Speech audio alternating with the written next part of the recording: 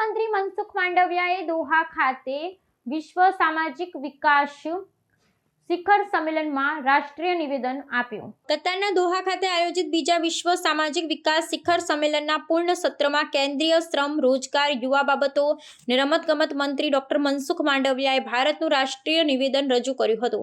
4 થી 6 નવેમ્બર 2025 દરમિયાન યોજાયેલા આ આંતરરાષ્ટ્રીય સંમેલનમાં ભારતીય પ્રતિનિધિ મંડળનું નેતૃત્વ કરતા તેમણે સામાજિક વિકાસના મુખ્ય આધાર સ્તંભો પર ભારતની સિદ્ધિઓ અને પ્રતિબદ્ધતાને વૈશ્વિક મંચ પર ઉજાગર કરી હતી। પોતાના સંબોધનમાં ડોક્ટર માંડવિયાએ ભારપૂર્વક જણાવ્યું કે અંત્યોદય અને સબકા સાથ સબકા વિકાસના સિદ્ધાંતોથી પ્રેરિત ભારતનો વિકાસ માર્ગ ગ્લોબલ સાઉથ માટે એક અનુકરણીય દ્રષ્ટાંત પૂરું પાડે છે।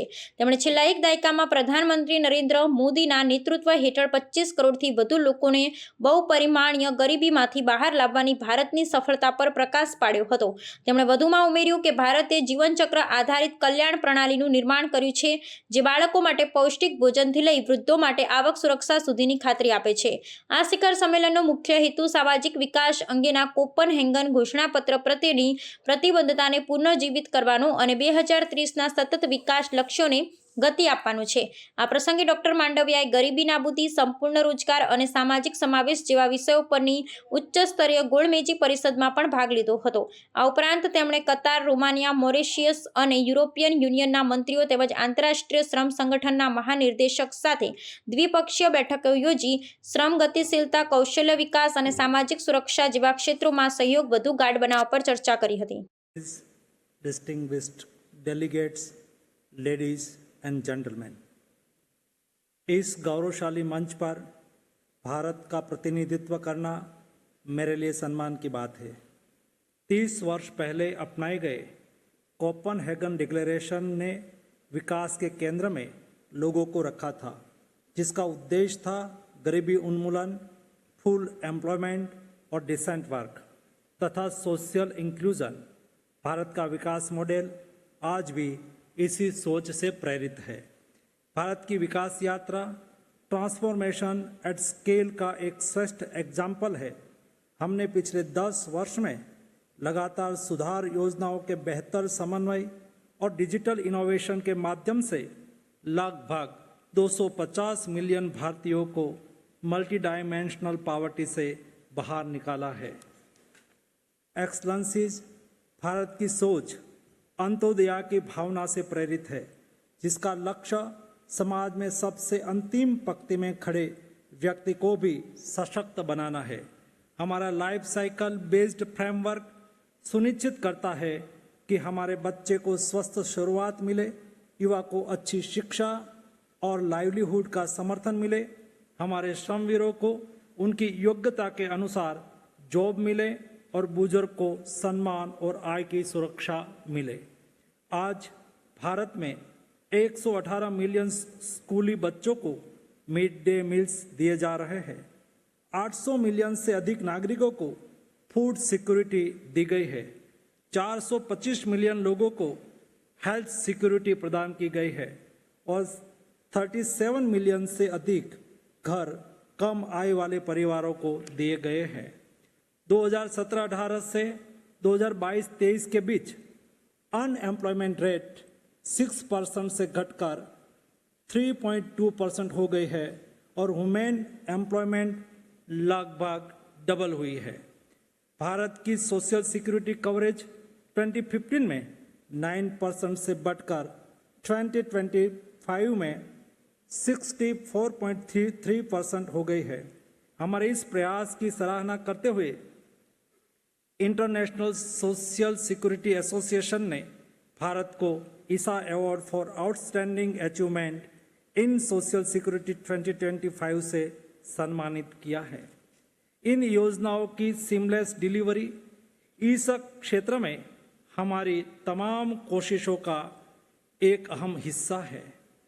बैंक अकाउंट, मोबाइल इंटरनेट और यूनिक सिटीजन आईडी के लार्ज स्केल नेटवर्क ने डायरेक्ट बेनिफिट ट्रांसफर के जरिए लाभों की बिना किसी लीकेजेस के अंतिम छोर तक पहुंचाना संभव बनाया है। एक्सलेंसीज, इस सम्मेलन में अपनाया जा रहा पॉलिटिकल डिक्लेरेशन हमारी ग्लोबल प्रायोरिटीज को भी दर्शाता है।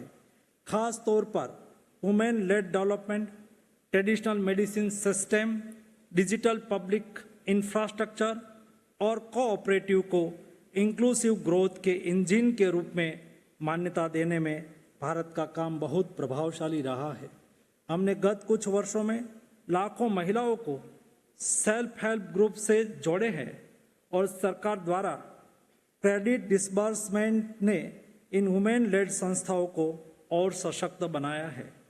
हमने यह सुनिश्चित किया है कि हमारी इकोनॉमिक ग्रोथ और social development, sustainable development goals और क्लाइमेट चेंज से जुड़े हमारे ग्लोबल कमिटमेंट्स के साथ पूरी तरह से अलाइन रहे। हम यूएन के सभी 17 सस्टेनेबल डेवलपमेंट गोल्स के प्रति पूर्ण रूप से कमिटेड है। एक्सलेंसीज, हम पाकिस्तान द्वारा भारत के बारे में कल की गई कुछ अनुचित बातों पर कड़ी आपत्ति जताते हैं। यह एक अंतर्राष्ट्रीय फोरम का गलत इस्तेमाल है जिसका मकसद भारत के खिलाफ गलत जानकारी फैलाकर सोशल डेवलपमेंट के एजेंडा से दुनिया का ध्यान भटकाना है। हम सच्चाई बताना चाहते हैं। पाकिस्तान ने सस्टेन्ड हॉस्टिलिटी और क्रॉस बॉर्डर टेररिज्म से इंडस वाटर ट्रीटी की स्पिरिट को कमजोर किया है। उसने भारत के लेजिटिमेट प्रोजेक्ट में रुकावट डालने के लिए ट्रीटी मैकेनिज्म का बार बार गलत इस्तेमाल किया है। जहां तक भारत के केंद्र शासित प्रदेश जम्मू और कश्मीर का सवाल है, पाकिस्तान को भारत के अंदरूनी मामलों पर टिप्पणी करने का कोई अधिकार नहीं है, खासकर तब जब वह भारत के नागरिकों के खिलाफ क्रॉस बॉर्डर टेररिज्म में लिप्त है। पाकिस्तान को चाहिए कि वह आत्ममंथन करे और विकास से जुड़ी अपनी गंभीर चुनौतियों पर ध्यान दे, जिनकी वजह से वह अंतर्राष्ट्रीय समुदाय से मिलने वाली मदद पर निर्भर हो गया है। उसी अंतर्राष्ट्रीय मंचों का दुरुपयोग बंद कर देना चाहिए। प्रधानमंत्री श्री नरेंद्र मोदी जी के मंत्र सबका साथ सबका विकास से प्रेरित होकर हम मानते हैं कि सोशल प्रोग्रेस तभी संभव है जब लोगों को नीति के केंद्र में रखा जाए, जब इनोवेशन का मेल इंक्लूजन से हो और जब विकास सामूहिकता का प्रयास बन जाए। यह भी जरूरी है कि सभी देशों की अपनी अपनी डिस्टिंक्ट परिस्थितियों, उनकी इकोनॉमिक और सोशल नीड्स को यह फोरम पहचाने और एक्नॉलेज करे। भारत की विकास यात्रा ग्लोबल साउथ के लिए एक एमुलेटिव मॉडल प्रस्तुत करती है। आज हम सभी मिलकर सोशल डेवलपमेंट का भविष्य तय कर रहे हैं और इसी सहयोग को आगे बढ़ाते हुए भारत अपने अनुभव साझा करने और ग्लोबल पार्टनरशिप मजबूत करने के लिए कमिटेड है। मैं संयुक्त राष्ट्र और कतर सरकार का आभार व्यक्त करता हूँ, जिन्होंने इस महत्वपूर्ण सम्मेलन का आयोजन किया, जिससे सभी ग्लोबल लीडर्स को सामाजिक, न्यायपूर्ण और इंक्लूसिव वर्ड्स के लिए अपने संकल्प को दोहराने का अवसर मिला। Thank you very much.